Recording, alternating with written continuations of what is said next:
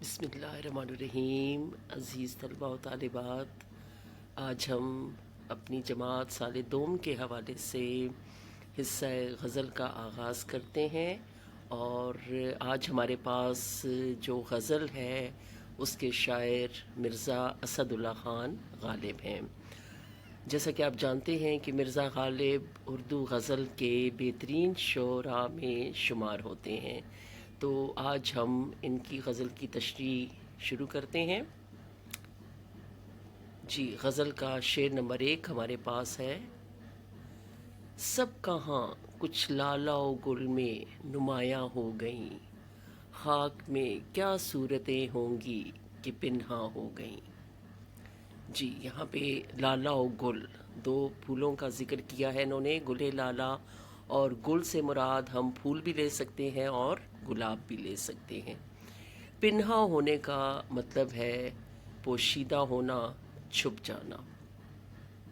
غالب نے اپنے کلام میں جدت خیال اور معنی آفرینی کا استعمال خوبی سے کیا ہے۔ دنیا میں جا بجا حسن بکھرا پڑا ہے، یہ لالا و گل بھی گویا کسی کھوئے ہوئے جمال کی بہترین صورت ہیں۔ یعنی دنیا میں بہت سے ایسے لوگ آئے جو بے مثال حسن و جمال اور بے شمار صلاحیتوں کا پیکر تھے۔ انہوں نے اپنے کردار سے اہل جہاں کو متاثر کیا اور دنیا کے سٹیج پر اپنا کردار نبھا کر چلے گئے، تہے خاک جا بسے، لیکن ان کا نام اور جذبہ امر ہو گیا۔ اور یہ جو پھول اپنی خوبصورتیاں بکھیرتے نظر آتے ہیں، ہمیں متاثر کرتے ہیں، یہ گویا انہی حسین صورتوں اور خیالات رکھنے والوں کا ہی دوسرا عکس ہے۔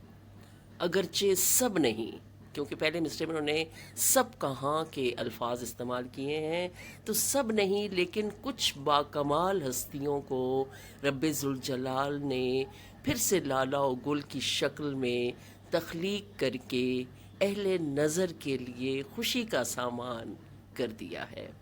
یہ حقیقت ہے کہ اپنی زندگیاں دوسروں کی خاطر وقف کر دینے والے، دلکش احساسات رکھنے والے کبھی فنا نہیں ہوتے، بلکہ وہ لوگوں کے درمیان انمٹ نقوش چھوڑ جاتے ہیں کہ موت بھی ان کا وجود ختم نہیں کر سکتی۔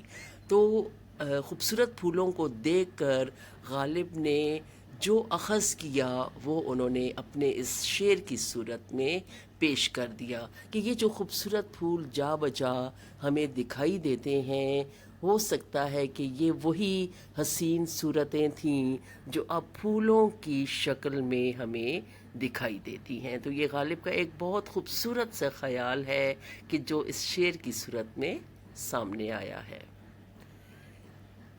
کیا کہتے ہیں بھلے شاہ اس حوالے سے کہ بھلے شاہ اسی مرنا ناہی، گور پیا کوئی ہور۔ اب یہ دیکھیں کہ وہی جیسے ہم نے بات کی ہے کہ وہ لوگ جو اپنی زندگیاں دوسروں کے لیے وقف کرتے ہیں تو موت بھی ان کا وجود ختم نہیں کر سکتی۔ جی، شعر نمبر 2 ہمارے پاس ہے۔ یاد تھی ہم کو بھی رنگا رنگ بزم آرائیاں، لیکن اب نقش و نگارے تاکہ نسیاں ہو گئیں۔ جی، غالب کہتے ہیں کہ ماضی کی دلکش اور رنگین محفلوں کی یاد دل میں تازہ تھی۔ بزم آرائیاں، محفلیں، خوبصورت محفلیں، یعنی وہ جو ماضی کا حصہ بن گئی ہیں، اب جو ہے وہ ان کی یاد آنے سے بھی یاد نہیں آتی۔ تو کہتے ہیں کہ وہ دور مجھے یاد ہے کہ جب میں محفلوں کی جان ہوا کرتا تھا، لیکن اب ان خوبصورت مجالس کی یاد دل سے محو ہو گئی ہے۔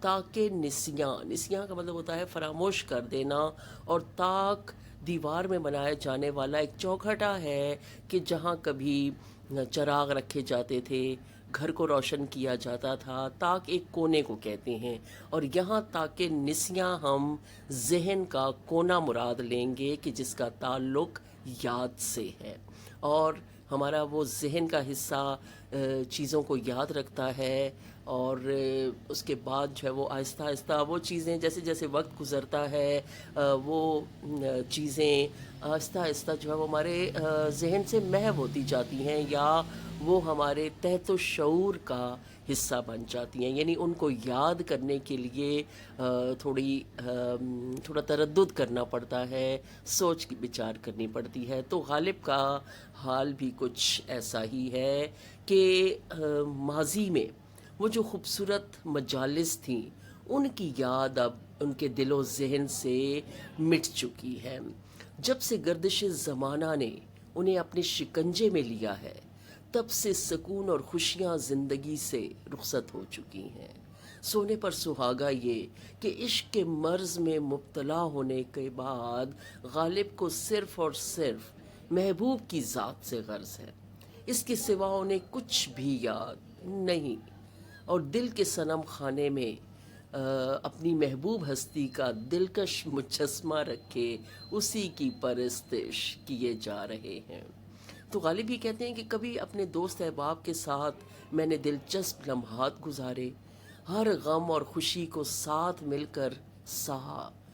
وہ دن میری زندگی کا اثاثہ اور سرمایہ تھے، لیکن جب سے اس عشق کے خارزار میں قدم رکھا، تب سے میں ہر قسم کی یاد سے بیگانہ ہو چکا ہوں، اور اس عشق نے ماضی کے تمام نقوش مٹا کر رکھ دیے ہیں۔ وہ کہتے ہیں کہ یاد رکھنا ہی محبت میں نہیں ہے سب کچھ، بھول جانا بھی بڑی بات ہوا کرتی ہے۔ تو یہ بات بھی اہمیت کے قابل ہے کہ زندگی میں خوشی اور سکون پانے کے لیے کچھ باتوں، بہت سے لوگوں اور تلخ یادوں کو بھلا دینے میں ہی عافیت ہوتی ہے۔ یعنی اگر وہ ہمیشہ ہمارے ذہن کا حصہ رہیں گے، ہمیں یاد رہیں گے، تو زندگی جو ہے وہ کانٹوں کی راہگزر بھی بن سکتی ہے۔ غالب نے ایسے ہی تو نہیں کہا تھا کہ یاد ماضی عذاب ہے یا رب، چھین لے مجھ سے حافظہ میرا۔ جی، غزل کا شعر نمبر 3 ہمارے سامنے ہے۔ قید میں یعقوب نے لی گو نہ یوسف کی خبر، لیکن آنکھیں روزن دیواریں زندہ ہو گئیں۔ جی، غالب اس شعر میں صنعت تلمیح کا خوبصورتی سے استعمال کرتے ہیں کہ اگرچہ حضرت یعقوب نے بظاہر اپنے بیٹے حضرت یوسف علیہ السلام کی خبر نہیں لی، لیکن ان کی آنکھیں قید خانے کی دیوار کا سوراخ بن کر اپنے لخت جگر کا دیدار کرتی ہیں۔ اب غالب نے روزن اور بے نور آنکھوں کی خوب مشابہت بیان کی ہے۔ جب آنکھیں بے نور ہو جاتی ہیں تو وہ سفید ہو کر کسی کھڑکی یا روشن دان کی مانند کھلی رہتی ہیں۔ تو اپنے بیٹے کی جدائی میں رو رو کر حضرت یعقوب کی آنکھوں کی روشنی بھی جاتی رہی۔ وہ کنعان میں بیٹھے اپنے بیٹے کی راہ دیکھتے رہے اور مصر میں قید اپنے بیٹے کی خبر بظاہر نہ لے سکے، لیکن ان کا دل ہر لمحہ اپنے بیٹے کی طرف متوجہ تھا، جس کے لیے شاعر نے روزن دیوار زنداں کی ترکیب استعمال کی ہے، یعنی وہ دور رہ کر بھی اپنے بیٹے سے بے خبر نہیں ہیں۔ تو عزیز ترین ہستیاں اگر آنکھوں سے اوجھل بھی ہوں تو پھر بھی دل و ذہن میں وہی آباد رہتے ہیں، وہ دور ہو کر بھی دور نہیں ہوتے۔ کسی شاعر کا کیا خوب کہنا ہے کہ انوکھا ہے تیری یادوں کا سلسلہ، کبھی ایک پل، کبھی پل پل، تو کبھی ہر پل۔ جی، غزل کا شعر نمبر 4 ہمارے سامنے ہے۔ میں چمن میں کیا گیا، گویا دبستاں کھل گیا، بلبلیں سن کر میرے نالے غزل خواں ہو گئیں۔ جی، غالب اس شعر میں کہتے ہیں کہ میرے چمن میں جانے کی دیر تھی کہ وہاں مکتب کا سما پیدا ہو گیا۔ بلبل تو پھولوں کی ویسے ہی دیوانی ہوتی ہے، رنگا رنگ پھولوں کو دیکھ کر ان کے قصیدے پڑھتی ہے، اور خزاں کے موسم میں ان گلوں کے فراق میں आहो फरियाद करती है। अब शायर भी हिज्र के लम्हात में आहो फुगां करते फिरते हैं। कहते हैं कि जब मैंने बाग का रुख किया तो मेरी दर्द भरी कहानी सुनकर वहाँ मौजूद बुलबुलें भी अपने नगमे जोशो खरोश से गाने लगीं। तो गालिब अपनी मौजूदगी का एहसास इस तरह दिलाते हैं कि जैसे किसी मदरसे में तलबा पढ़ाई से गाफिल होते हैं, लेकिन उस्ताद को सामने पाकर बुलंद आवाज़ में सबक दोहराने लगते हैं। बिल्कुल ऐसे ही शायर की गमनाक आवाज़ सुनकर इन हिज्र की मारी बुलबुलों की भी राम कहानी शुरू हो गई। दबिस्तान मदरसे को कहते हैं, और गज़ल ख़ां यहाँ पे गज़ल कहने के मफहूम में है। नाले, आहोज़ारी, चीखो पुकार। तो शायर के कहने का मकसद ये है कि उन्होंने नाला और फरियाद करना, यानी बुलबुलों ने आहोज़ारी करना मुझसे ही सीखा है। यानी गोया के गालिब जो हैं वो उनके उस्ताद करार पाए हैं। कहते हैं कि मेरी आहोज़ारी में जो दर्द और असर अंगेज़ कैफियत है वो इन बुलबुलों की सदा में कहाँ। हिज्र फिराक का दौर किसी भी आशिक सादिक के लिए कठिन होता है और उसकी ताब लाना हर किसी के बस की बात नहीं। चुनांचे गालिब हर जा चीखो पुकार करते फिरते हैं, महबूब की जुदाई में रोते हैं, और इन्हीं को देखकर बुलबुलों ने भी गोया गज़ल ख़ानी शुरू कर दी है। जी, फिरती रही तड़पती ही आलम में जा बजा, देखा न मेरी आह ने रुए असर कहीं। यानी आहोज़ारी अभी तक जो है वो असर नहीं लाई। जी, शेर नंबर 5। हम मवाहिद हैं, हमारा केश है तरके रसूम, मिल्लतें जब मिट गईं अज्जाए ईमा हो गईं। शायर इस शेर में मज़ाहिब और रसूम के मादूम होने को, यानी मिट जाने को, ईमान का हिस्सा करार देते हैं। शेर का बुनियादी तसव्वुर हकीकत तौहीद है। यानी गालिब कहते हैं कि मैं मवाहिद हूँ, यानी मैं तौहीद परस्त हूँ, अल्लाह ताला को वहदहू ला शरीक मानता हूँ, और मेरा यही अंदाज रहा है कि इन रसूम व रवायात को छोड़ दूँ कि जो कुफ्र व शिर्क की अलम बरदार हैं, और मिल्लत का मफहूम जो है वो इनफरादी और इज्तमाई दोनों लिहाज से है। अगर एक फ़र्द तौहीद का पैरोकार है तो वो यकीनी तौर पर पुराने रसूम व रिवाज से कतई ताल्लुक़ कर लेगा। इसी तरह लोग एक कौम की सूरत तौहीद परस्ती के रास्ते पर चल पड़ते हैं और मोमिन बनने के लिए कदीम अंदाज तर्क करने पड़ते हैं, क्योंकि इसके सिवा आप कभी भी जो है वो ईमान को पुख्ता नहीं कर सकते। गालिब ने, इकबाल ने क्या खूब कहा था कि ज़माने के अंदाज बदले गए, नया राग है साज बदले गए। तो जैसे जैसे ज़माना बदलता है, अपने रंग जो है वो दिखाता है, तो उसके साथ साथ फिर हमें भी बदलने की ज़रूरत होती है। हमें भी वही अलूम सीखने पड़ते हैं, वही अंदाज़ अपनाने पड़ते हैं कि जो उस ज़माने का तकाज़ा होते हैं। अब रसूल अकरम सल्लल्लाहु अलैहि वसल्लम ने जब कुफारे मक्का को तबलीग की तो वो यही कहते थे कि हम तो वही अंदाज इख्तियार करेंगे जिस पर हमने अपने बाप दादा को पाया है। उन्होंने हठधर्मी दिखाई, इसी हठधर्मी की वजह से, इसी ढिठाई की वजह से वो ईमान के रास्ते पर न चल सके। तो शायर का कहना बिल्कुल दुरुस्त है कि फरसूदा और कुफ्र व शिर्क पर मुश्तमिल रवायात को तर्क करके ही ईमान का रास्ता इख्तियार किया जा सकता है। जी, गज़ल का शेर नंबर 6। रंज से खूगर हुआ इंसान तो मिट जाता है रंज, मुश्किलें मुझ पर पड़ी इतनी कि आसान हो गईं। जी, गालिब इस शेर में इंसानी नफ्सियात की बेहतरीन मंजर कशी करते हैं कि इंसान पर जब इब्तिदा में कोई मुसीबत वारिद होती है तो वो परेशान हो जाता है, लेकिन पै दर पै मुश्किलात के बाद वो उस तरह से इनका आदी हो जाता है कि फिर वो किसी तरह भी परेशानी और घबराहट का शिकार नहीं होता। अब यहाँ सनत तज़ाद اور صنعت مبالغہ کا خوبصورتی سے استعمال کیا گیا ہے۔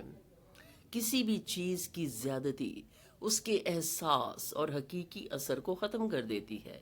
اسی طرح جب کوئی شخص مسلسل مشکلات میں گھرا رہتا ہے تو اس کا احساس غم فنا ہو جاتا ہے۔ غالب کی کیفیت بھی کچھ ایسی ہی ہے کہ اسے دکھوں کا اس قدر سامنا رہتا ہے کہ غم کی کیفیت ہی بھلا بیٹھے ہیں۔ اب خوشی کے ساتھ غم و آلام بھی زندگی کا حصہ ہیں، اور زندگی کے نشیب و فراز دیکھنے والے جیسے بھٹی میں تپ کر کندن بن جاتے ہیں، پھر کسی بھی طرح کی آزمائشیں انہیں زیر نہیں کر سکتیں، اور وہ آسانی سے اس پریشانی کا دور جو ہے وہ گزار لیتے ہیں۔ اصغر گونڈوی نے کیا خوب کہا ہے کہ چلا جاتا ہوں ہنستا کھیلتا موجے حوادث سے، اگر آسانیاں ہوں زندگی دشوار ہو جائے۔ جی، غالب کی غزل کا شعر نمبر 7 ہمارے پاس ہے، جو کہ مکتا ہے۔ یوں ہی گر روتا رہا غالب تو اے اہل جہاں، دیکھنا ان بستیوں کو تم کہ ویراں ہو گئیں۔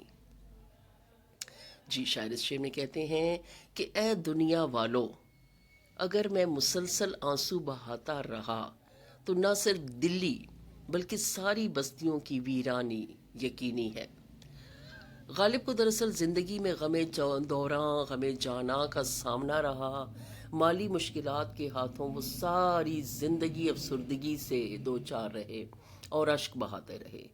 تو شاعر خبردار کرتے ہیں کہ یہ اشک باری، یہ میرا آنسو بہانا سیلاب کی صورت بستیوں کو بہا لے جائے گا، اسی لیے میرے ان آنسوؤں کو روکنے کی کچھ تدبیر کرو۔ اپنی محبوب ہستی کے ہجر میں جو آہو فریاد اور رونا دھونا جاری ہے، وہ بھی لگاتار غالب کے لیے اذیت کا سبب ہے، اور دنیا والوں کے دیے گئے دکھوں کا تو کوئی حساب نہیں، اور ان آنکھوں سے بہنے والے آنسو لاتعداد بستیوں کی تباہی کا باعث ضرور بنیں گے۔ تو غالب نے پہلے سے ہی اہل جہاں کو خبردار کر دیا ہے کہ یہ آہو زاری جو ہے وہ کسی صورت رائے گاں نہیں جائے گی۔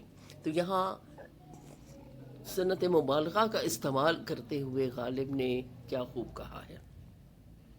اسی موضوع کو میر تقی میر نے کچھ اس انداز میں کہا کہ می تو بوچھار کا دیکھا ہے برستے تم نے، اسی انداز سے تھی اشک فشانی اس کی۔